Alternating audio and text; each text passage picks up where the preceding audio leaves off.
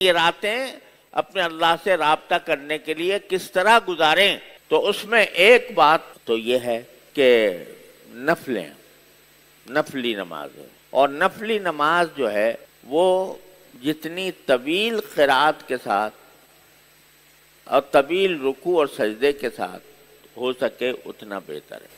اگر کسی کو قرآن کریم کی لمبی صورتیں یاد ہیں تو وہ لمبی صورتیں پڑھے، قیام لمبا ہو، پھر رکوع لمبا ہو، پھر سجدہ لمبا ہو، اور اس میں اللہ تبارک و تعالیٰ نے یہ تقسیم رکھی ہے کہ رکوع کی حالت میں اللہ تبارک و تعالیٰ کی تسبیح و تقدیس اور حمد کے جتنے کلمات ہیں وہ جتنے ہو سکیں اس میں اللہ تعالیٰ کی حمد کی جائے، اس کی تسبیح اور تقدیس کی جائے۔ عام جو کلمہ رکوع میں ہمیں سکھایا گیا ہے وہ سبحان ربی العظیم ہے، تو وہی بار بار ادا کریں، اور اسی میں جو تیسرا کلمہ ہے سبحان اللہ والحمد للہ ولا الہ الا اللہ واللہ اکبر، یہ پڑھتے رہیں رکوع کے اندر۔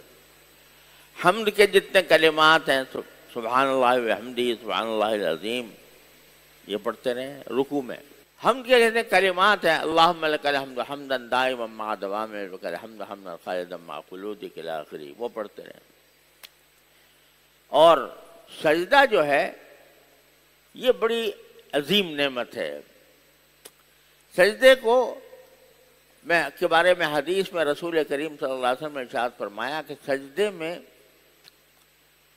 جتنا قریب بندہ اپنے اللہ سے ہوتا ہے کسی اور حالت میں اتنا قریب نہیں ہوتا۔ تو جب قریب پہنچ گیا ہے تو جو مسنون ذکر ہے اس میں سبحان ربی الاعلیٰ سبحان ربی الاعلیٰ سبحان ربی الاعلیٰ بار بار پڑھنے کے بعد اس میں جو دعائیں مانگی جائیں وہ بہت ہی قبولیت کے قریب ہوتی ہیں، لیکن وہ دعائیں وہ عربی کی ہونی چاہیے، جو قرآن کی دعائیں ہیں یا تو، اور قرآن نے ایک بہت ہی مختصر دعا سکھا دی ہے وَقُلْ رَبِّ اغْفِرْ وَارْحَمْ وَأَنْتَ خَيْرُ الرَّاحِمِينَ، باقاعدہ حکم دیا، مختصر دعا، کیا رب اغفر وارحم وانت خیر الراحمین، اے میرے پروردگار مجھے بخش بھی دیجئے اور مجھ پر اپنی رحمت بھی نازل فرمائی، اور آپ بہترین رحمت فرمانے والے ہیں۔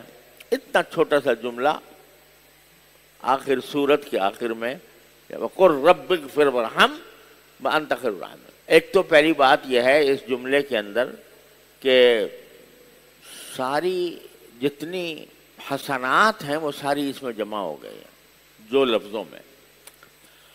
اے اللہ میری مغفرت فرما، کیا مانا جو کچھ گناہ مجھ سے ہوئے ہیں معاف کر دیجئے، اگر وہ قبول ہو جائے، اور ہوگی کیوں نہیں ہوگی انشاءاللہ، مغفرت ہو گئی تو آدمی گناہ سے پاک ہو گیا۔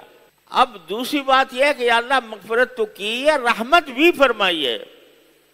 رحمت کیا ہے؟ دنیا کے اندر رحمت، قبر میں رحمت، آخرت میں رحمت، جنت میں رحمت، یہ ساری رحمتیں اس میں شامل ہو گئی۔ تو ایک مختصر سا جملہ خود اللہ تعالیٰ نے سکھا دیا، رب اغفر وارحم وانت خیر الراحمین۔ اب جو جملہ خود سکھا رہے ہیں دعا کرنے کے لیے کہ یوں کہا کرو مجھ سے، یوں دعا کیا کرو مجھ سے رب اغفر وارحم وانت خیر الراحمین کہہ کر، تو خود جب سکھا دیا اور کہ یہ کہا کرو تو یہ ان کی شان سے ناممکن ہے کہ وہ بلائیں اپنے در پر اور بلا کر کہیں کہ ہم سے مانگو، اور جب دینے کا وقت آئے بھاگ جاؤ۔ ایسا نہیں ہو سکتا۔ جو خود کہہ رہے ہیں کہ اس طرح مجھ سے مانگو تو وہ ضرور عطا فرمائیں گے انشاءاللہ، مغفرت بھی فرمائیں گے اور رحمت بھی فرمائیں گے۔ رب اغفر وارحم وانت خیر الراحمین۔ تو سجدے میں اور کچھ نہیں آتا یاد، تو یہی مختصر دعا پڑھتے رہو جیسے سجدے کے دور جتنی مرتبہ چاہو، رب اغفر وارحم وانت خیر الراحمین۔ بعض احادیث سے معلوم ہوتا ہے کہ نبی کریم صلی اللہ علیہ وسلم جب سجدے میں دعائیں کرتے تھے تو بہت ایک ہی کلمہ بار بار پڑھتے رہتے تھے، دعا کے ایک ہی کلمہ. تو رکوع میں باری تعالیٰ کی حمد اور تسبیح اور تقدیس، اور سجدے میں دعا، جو بھی دعا قرآن کی یاد آ جائے، حدیث کی یاد آ جائے. اور ایک مسلمان کو چاہیے کہ یہ دعائیں پہلے سے یاد کرے. یہ دعائیں بتائی گئی ہیں، یہ جنت میں داخل ہونے کا فارم ہے جو دے دیا گیا ہے ہمیں. آپ یہ فارم بھر دو جنت میں جانے کے لیے.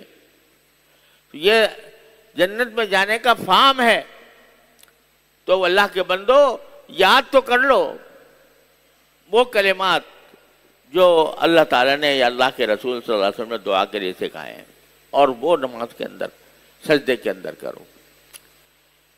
اور جو مزید وقت باقی بچے تو قرآن کریم کی تلاوت. اور تیسرے دعا بڑی ہی عجیب چیز ہے. یہ دعا بذات خود ثواب بھی ہے.